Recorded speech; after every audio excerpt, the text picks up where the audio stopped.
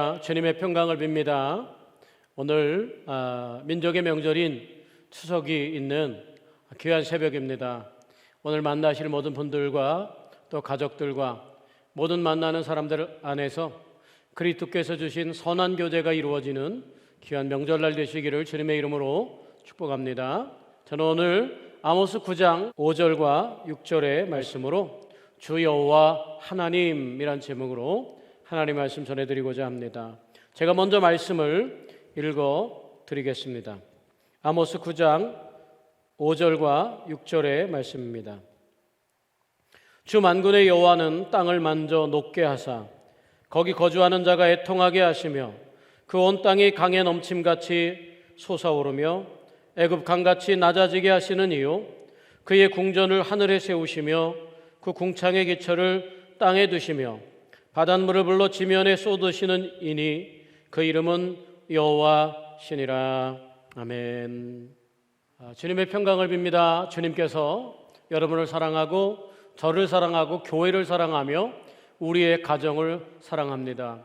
그 주님을 오늘 부르는 가장 중요한 호칭 가운데 하나가 주 여호와 하나님이라고 부를 수 있습니다. 오늘 아모스 9장 5절과 6절의 말씀으로 제가 주 여호와 하나님이란 제목으로 하나님 말씀 전해드리고자 합니다.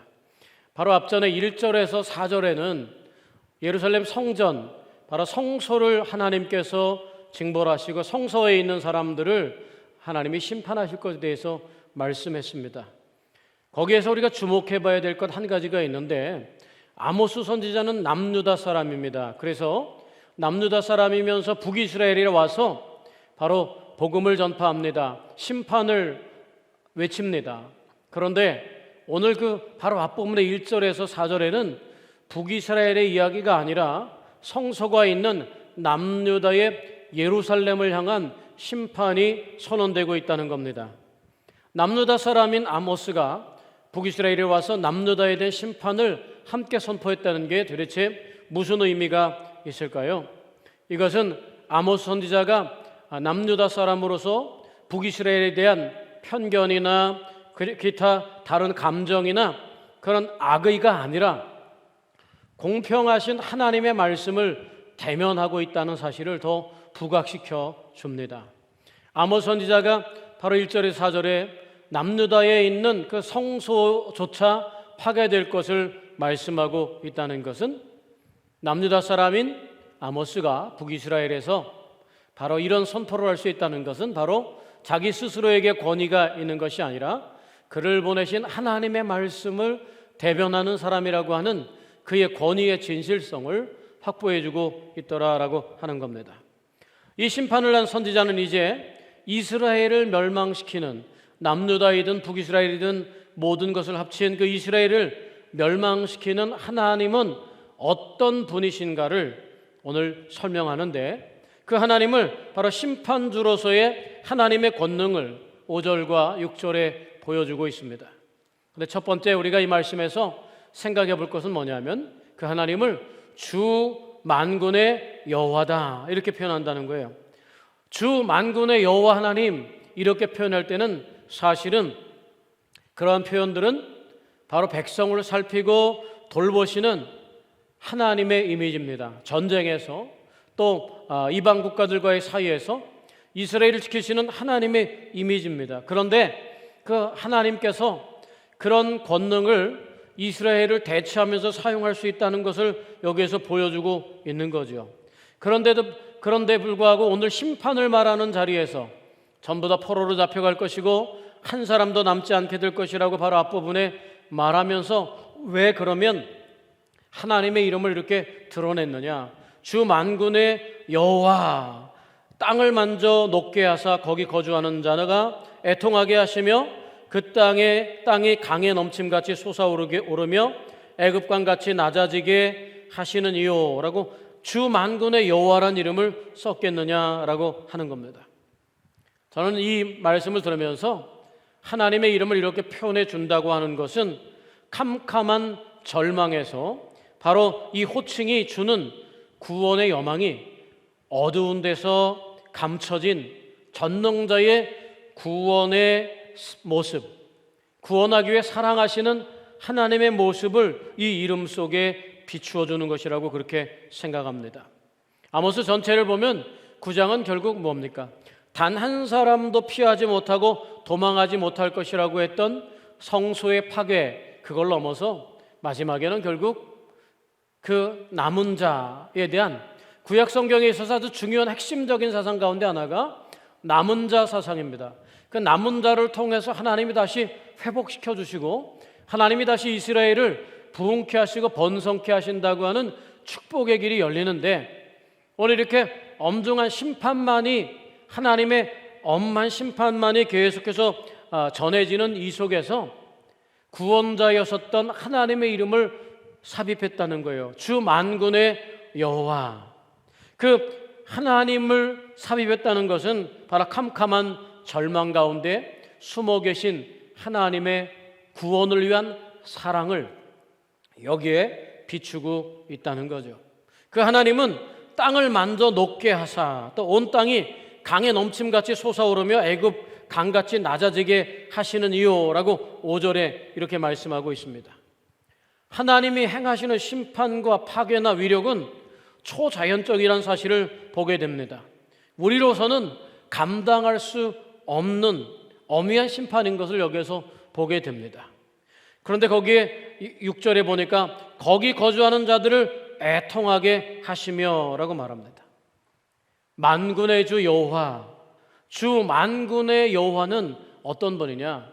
초자연적인 창조적인 위력을 가지신 분이시면서 동시에 거기 거주하는 자들을 애통하게 하시는 편이라는 거예요. 인간의 기륭화복을 주관하시는 분이라는 거죠. 오늘 이 성경을 보면서 사람들의 범죄, 한 개인의 죄악을 하나님께서는 우주적인 차원에서 광활한 우주적인 선포를 활용하면서 이들에게 이렇게 개인의 죄를 다룬다라는 사실은 굉장히 중요한 말씀입니다.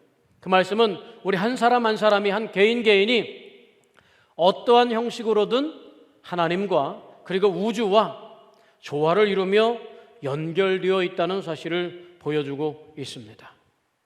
오늘 구원의 여망과 회복의 말씀을 어두운 가운데 감춰놓은 그 호칭이 주 만군의 여호와다라는 말씀입니다. 그 하나님을 주님으로 모신 사람은 어둠 가운데서도 복이 있습니다. 두 번째는 언약의 하나님 여호와라는 거죠.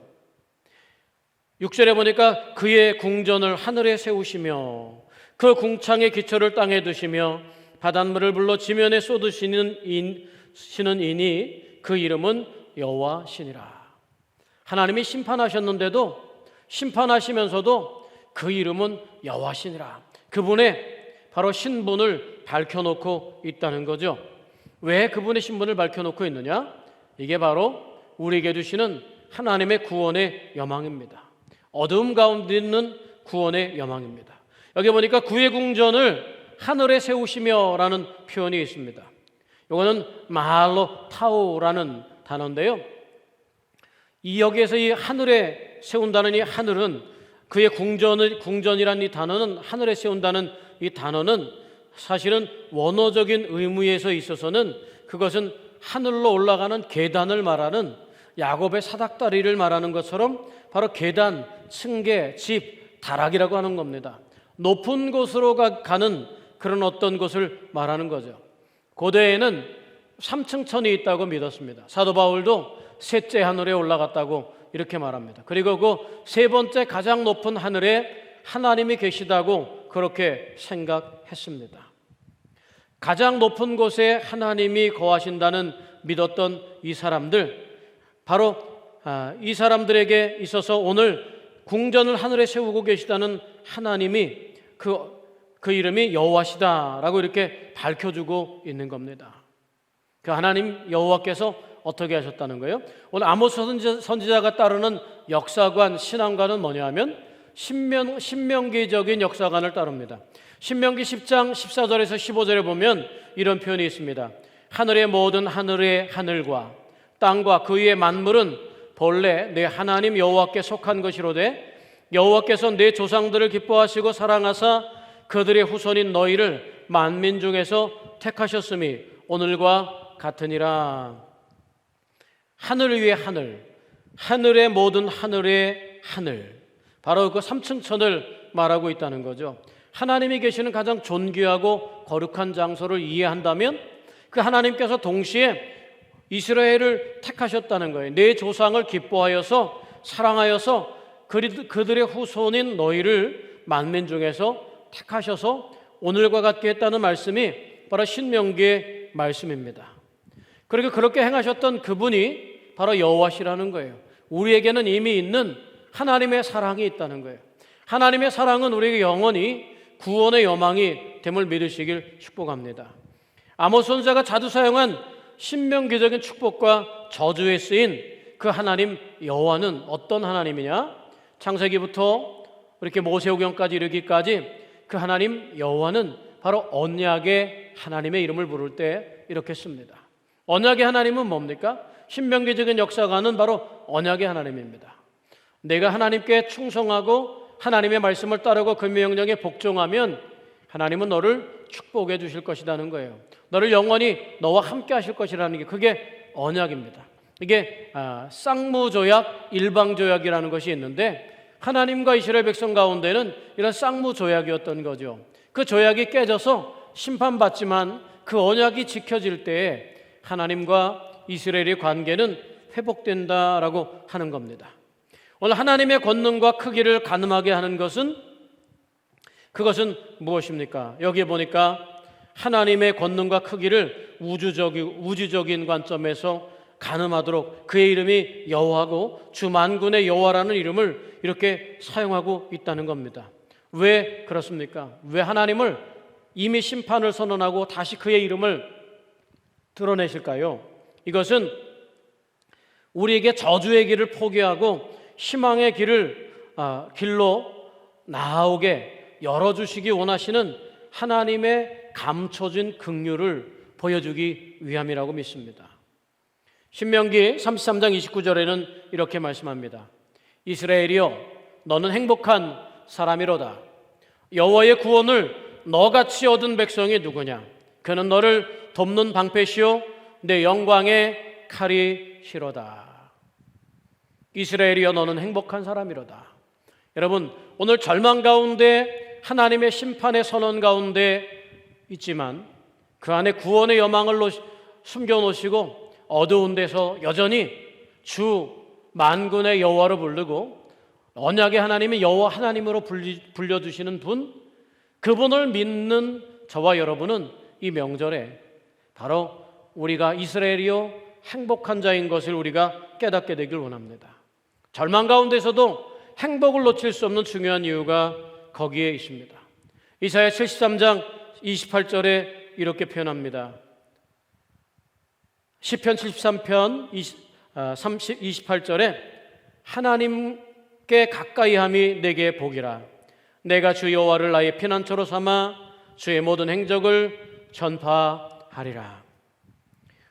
오늘 아모스 선지자가 이렇게 이스라엘의 성소를 파괴하고 지도자들을 포로로 잡혀가게 하고 하나님의 엄위한 심판 가운데서도 하나님이 나를 채찍질하고 징계하는 가운데서도 그 하나님의 이름을 주 만군의 여호와, 이스라엘을 돕고 전쟁에서 이기게 하시고 살피시던 하나님의 이름을 여전히 불러서 사용했던 것, 이스라엘과 언약을 맺으시고 그 백성을 부르셔서 사랑하심으로 말미암아 만민 중에 복이 되게 하셨던 언약의 하나님, 그 이름을 여호와라고 소개하는 것, 그것은 이 세상 어떤 생명보다도 절망 가운데 있더라도 우리가 여전히 소망 가운데 부름받은 존재라는 사실을 각인시켜주고 그것을 통해서 우리에게 늘 구원의 여망을 열어두시는 하나님의 은혜일 수밖에 없습니다. 그런 은혜를 누리는 우리 이스라엘이여 너는 행복한 사람이로다. 여호와 하나님께 가까이함이 내게 복이라는 말씀을 생각하시면서 이 명절에 여러분 가까이 계신 주님, 가까이 오는 가족을 기뻐하고 즐거워하듯 주님께 한 발 더 가까이 갈 때 주님을 우리를 기뻐하고 주님을 우리 가까이 모실 때 우리 가족에게 행복을 선물해 주시는 하나님의 은총이 있기를 주님의 이름으로 축원합니다. 기도하겠습니다. 이스라엘이여, 너는 행복한 사람이로다. 여호와의 구원을 너같이 얻은 자가 백성이 누구냐? 그는 너를 돕는 방패시요 내 영광의 칼이시로다. 주님, 하나님을 가까이 함이 내게 복이라 말씀하신 주님, 오늘 이스라엘이 절망과 심판과 어둠의 시간밖에 없는 가장 심연의 깊은 어둠 속에서도 아모스 선지자는 하나님의 이름을 주 만군의 여호와, 이스라엘을 승리케 하고 도와주고 이스라엘과 함께 하시던 하나님의 이름을 불렀으며, 이스라엘과 언약을 맺어 만민 중에 부르셨던 언약의 하나님 여호와, 그분이 여호와라고 밝혀줍니다. 우리 어둠 가운데에서도 밝히 빛나는 하나님의 이름을 우리 마음에 받아싸우니 우리가 진정한 행복자로 살아가게 하시고, 세상의 어둠 가운데에서도 구원의 하나님 그 여망을 놓치지 않는 당신의 백성들 되도록 인도하여 주시옵소서. 이제는 우리 주 예수 그리스도의 은혜와 하나님 아버지의 지극하신 사랑과 성령의 감화하시고 감동하시며 내주하시고 교통하시며 역사하시는 은혜가 주 만군의 여호와 그 이름을 우리 삶에 받아들이고 그 언약의 말씀을 기억하며 어둠 가운데 부를 수 있는 그 이름이 있음에 감격하고 우리 스스로가 행복자인 것을 각성한 당신의 백성들 머리 위에와 가정과 생업과 삶의 터전 위에 이제부터 영원까지 함께 하시기를 간절히 축원하옵나이다. 아멘.